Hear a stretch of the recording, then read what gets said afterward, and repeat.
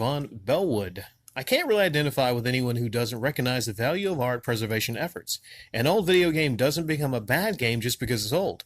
It's a matter of perspective. I kind of feel sorry for people who are no longer able to enjoy the greatest games from the 8-bit and 16-bit era just because games have continued to evolve since those days. And I have played plenty of modern games that are trash, even though they sport much more advanced graphical and audio capabilities over what I played as a kid in the 1980s. Newer doesn't always mean better, and older doesn't always mean worse, and that is true with any form of art, be it painting, novels, movies, video games, etc. That's a great point, although some people could construe that maybe as, I don't think that's the term hipster, is it? Maybe it is.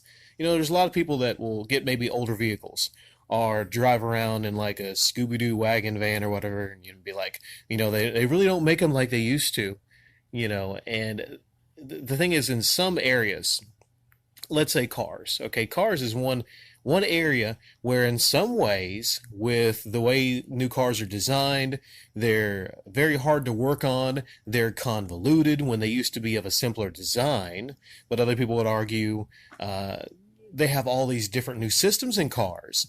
And even though they're hard to work on and more convoluted and more prone for failure, I think an Audi just got recalled for literally catching fire.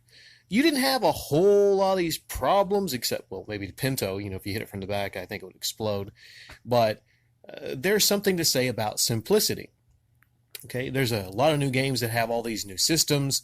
There's a lot of new games that seem focused on all these different things, jack of many trades, but don't really seem to do one or two, very well.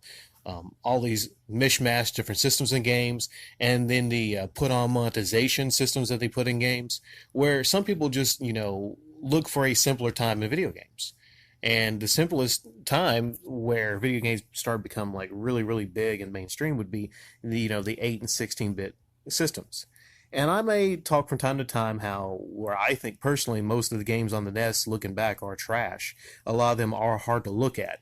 But, Vaughn, some of those games still hold up. Contra still holds up as a run-and-gun shooter. Final Fight, Streets of Rage, they still hold up.